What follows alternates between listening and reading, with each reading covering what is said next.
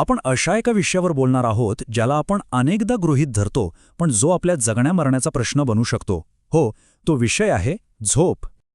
हे फक्त एक वाक्य नाहीये, ही एक दुःखद सत्य घटना आहे जी आपल्याला याची आठवण करून देते की अपुऱ्या झोपेचे परिणाम किती गंभीर, किती भयंकर असू शकतात.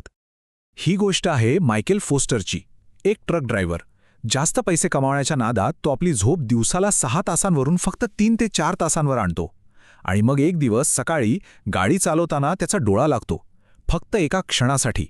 पण त्या एका क्षणात त्याच्या चुकीमुळे एका संपूर्ण कुटुंबाचा जीव जातो. विचार करा, अपुऱ्या झोपेची केवढी मोठी किंमत चुकवावी लागली. पण आपण ज्या झोपेबद्दल इतकं बोलतोय ती नक्की आहे तरी काय?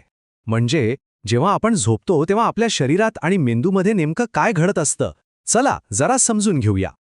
सोप्या भाषेत सांगायचं झालं तर झोप ही एक नैसर्गिक आणि खूप गरजेची सवय आहे.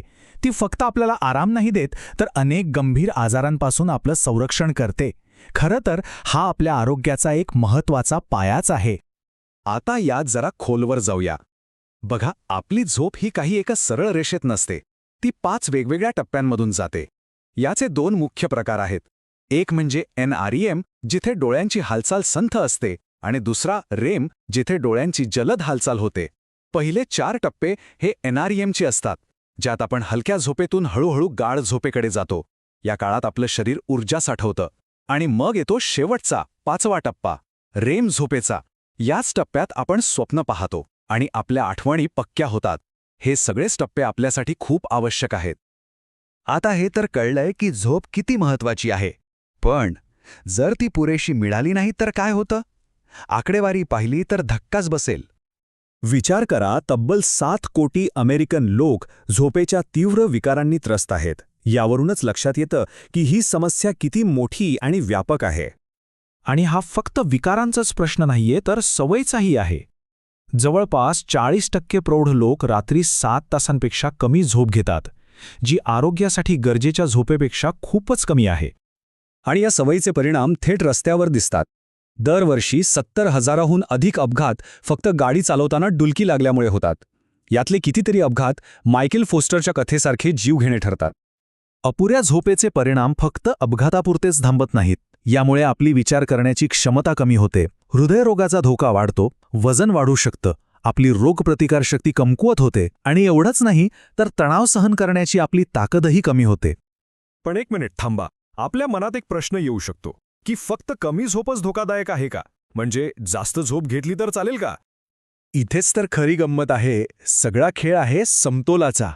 7 तासांपेक्षा कमी झोपेमुळे शारीरिक आजार होतात हे तर खरंच आहे. पण 7 तासांपेक्षा जास्त झोप घेणं हे तीव्र चिंता सारख्या मानसिक समस्यांचं लक्षण असू शकतं. त्यामुळे योग्य प्रमाणात झोप घेणं, न कमी न जास्त, हेच महत्त्वाचं आहे. चला तर मग आता यावर उपाय काय आहेत ते बघूया. चांगली आणि पुरेशी झोप मिळवण्यासाठी आपण नक्की काय करू शकतो? इथे काही सोप्या पण एकदम प्रभावी टिप्स आहेत. पहिलं म्हणजे नियमित व्यायाम करा. आपली बेडरूम थंड आणि आरामदायी ठेवा. झोपण्यापूर्वी आंघोळ करण्यासारखी एखादी चांगली सवय लावून घ्या. आणि जर बाहेरचा आवाज त्रास देत असेल तर तो कमी करण्यासाठी पंख्यासारख्या उपकरणाचा वापर करा. यासोबतच दारू आणि सिगारेटला दूर ठेवा. दुपारी 3 नंतर डुलकी घेणं टाळा. चहा कॉफीचं सेवन कमी करा. आणि एक महत्त्वाची गोष्ट, जर रात्री अचानक जाग आलीच तर पलंगावर पडून राहू नका.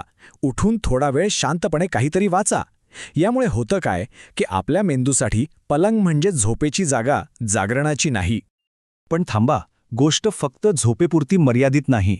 याच्या पलीकडे जाऊन विश्रांती आणि स्वतःला ताजतवाना करण्याचं महत्त्वही समजून घ्यायला हवं. म्हणजे बघा, महत्त्वाचा मुद्दा हा आहे की छंद जोपासणं, खेळणं, निसर्गात फिरणं किंवा मित्रमैत्रिणींना भेटणं ह्यांसारख्या आनंददायक गोष्टी आपल्या आरोग्यासाठी खूपच फायदेशीर आहेत. यामुळे फक्त तणावच कमी होत नाही, तर रक्तदाब आणि कॉर्टिसॉल म्हणजे जो स्ट्रेस हॉर्मोन असतो त्याची पातळीही नियंत्रणात राहते. म्हणून आराम करणं किंवा स्वतःसाठी वेळ काढणं हा आळशीपणा नाही, तर ते निरोगी जीवनशैलीचा एक महत्त्वाचा भाग आहे. जीवनातील छोट्या छोट्या गोष्टींचा आनंद घेणं हे आपल्या शारीरिक आणि मानसिक आरोग्यासाठी खूप गरजेचं आहे. तर मग आज रात्री झोपताना हा विचार नक्की करा की आपण फक्त शरीर बंद करून झोपणार आहोत, की खऱ्या अर्थाने मनाला आणि शरीराला विश्रांती देऊन स्वतःला ताजतवानं करणार आहोत.